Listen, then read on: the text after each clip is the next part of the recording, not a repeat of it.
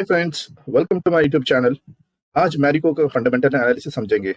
इसके लिए हम एनालिटिक्स का यूज करेंगे।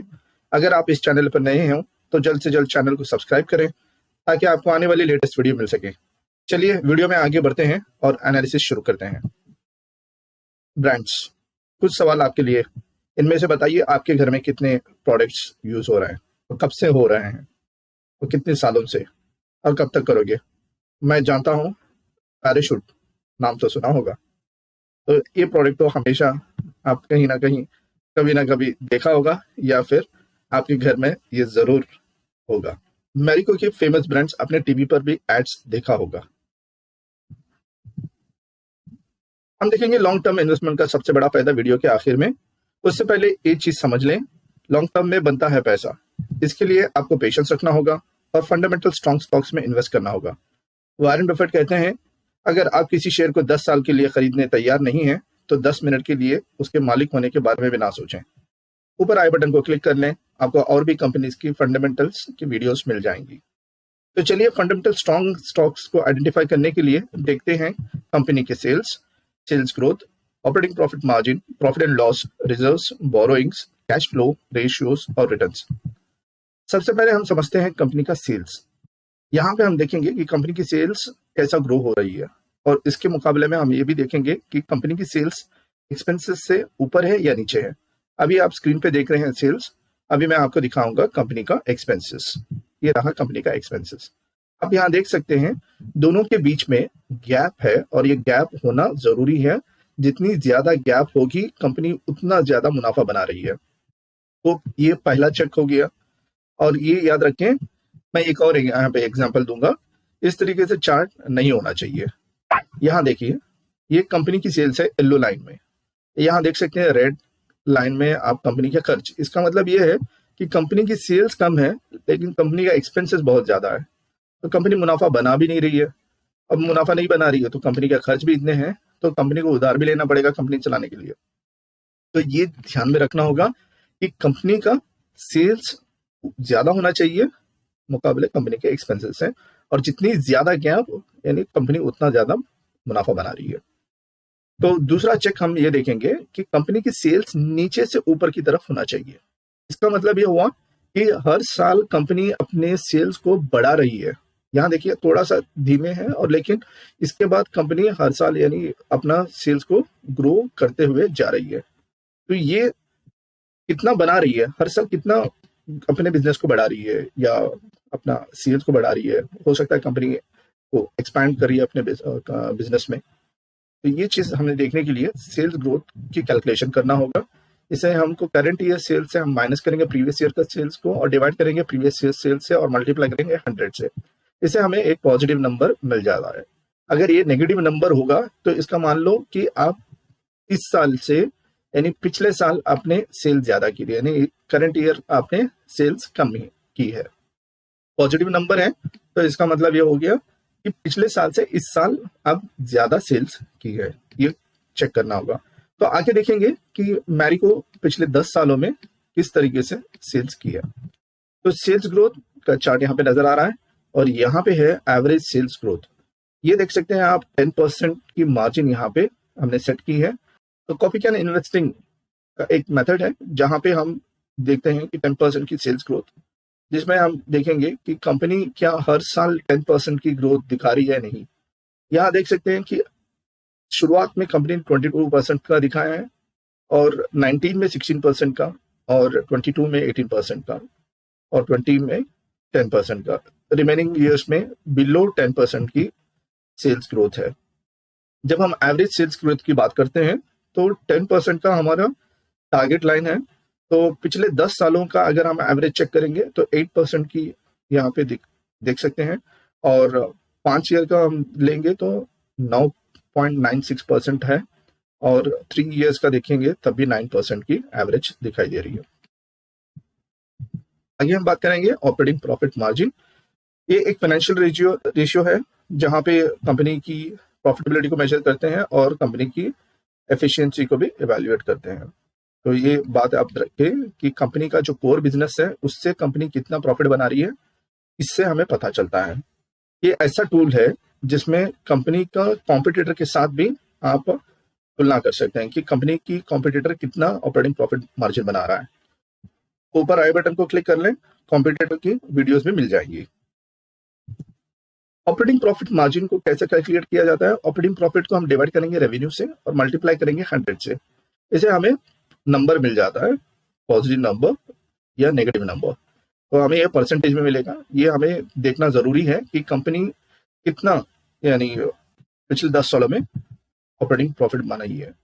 तो टारगेट लाइन हमारी 15% की है।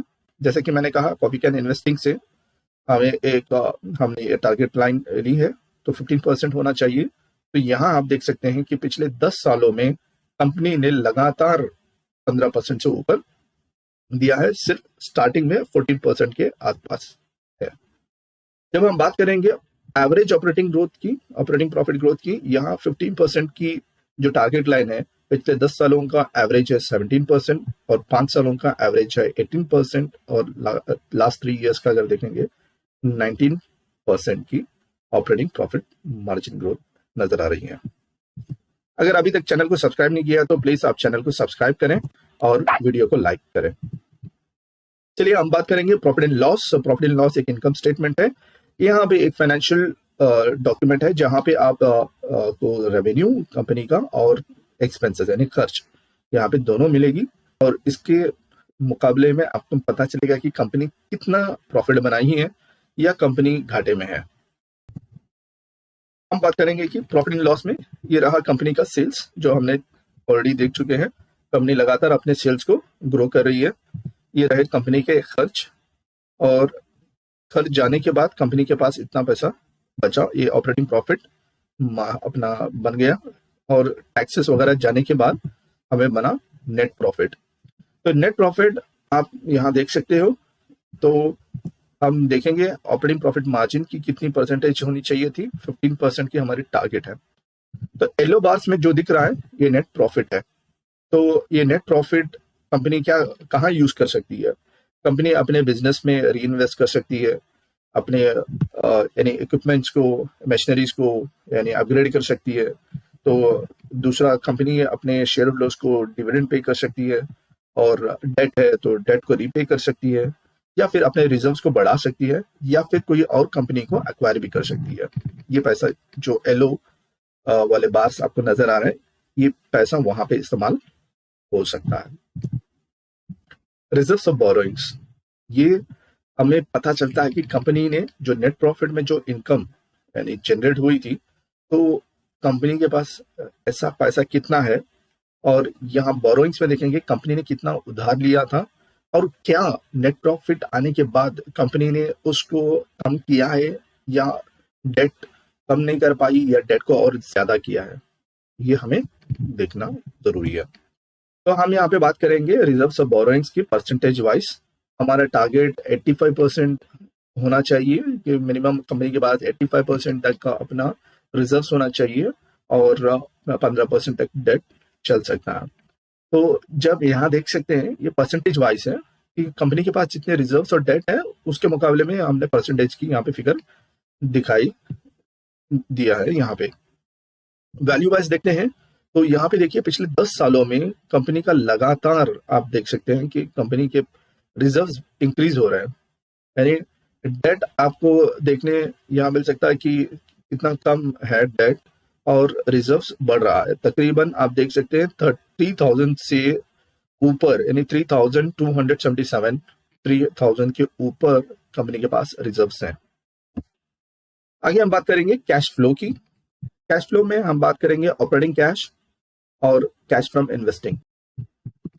कैश फ्लो में हम बात करेंगे ऑपरेटिंग कैश जो पॉजिटिव नंबर होता है, और कैश फ्रॉम इन्वेस्टिंग एक नेगेटिव नंबर होता है। तब दोनों को हम जोड़ते हैं तो इससे अगर हमें नेगेटिव नंबर मिलता है तो ये कंपनी के लिए ठीक नहीं है। यानी आप यहाँ देख सकते हैं सिर्फ एक ऐसा है जो शुरुआत में ऐसा नेगेटिव नंबर देखने मिल रहा है, बाकी का 9 इयर्स आपको पॉजिटिव नंबर ही दिखाई दे रहा है।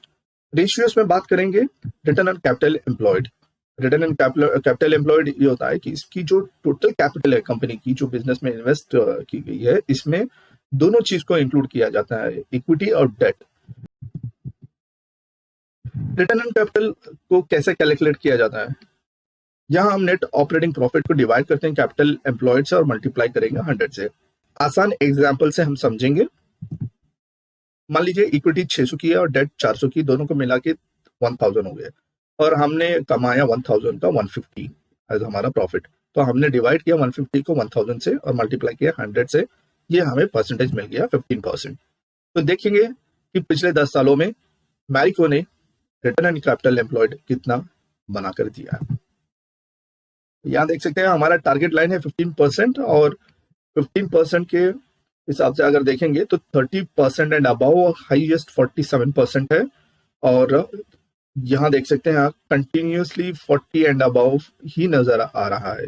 जितना रिटर्न ऑन कैपिटल एम्प्लॉयड ज्यादा होगा उतना बेहतरीन होती है कंपनी। ऑल टाइम रिटर्न्स, मैंने वीडियो की शुरू में कहा था लॉन्ग टर्म का सबसे बड़ा फायदा वीडियो में आखिर मिलेगा। तो चलिए देखते हैं लॉन्ग टर्म इन्वेस्टमेंट का कितना फायदा हो सकता है। ये है 17,600 से ज्यादा ऑल टाइम रिटर्न्स दिया है।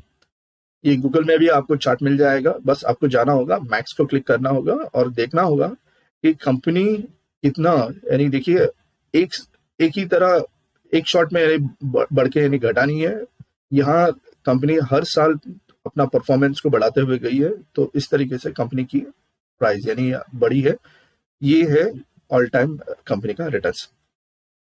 आज के लिए इतना ही है। उम्मीद करता हूं आपने इस वीडियो से कुछ सीखा होगा। अगर अभी तक चैनल को सब्सक्राइब नहीं किए हैं तो प्लीज चैनल को सब्सक्राइब कर लें और इस वीडियो को लाइक और शेयर करें। आपके लाइक करने से मुझे मोटिवेशन मिलती है। तो चलिए मिलते हैं अगली वीडियो में।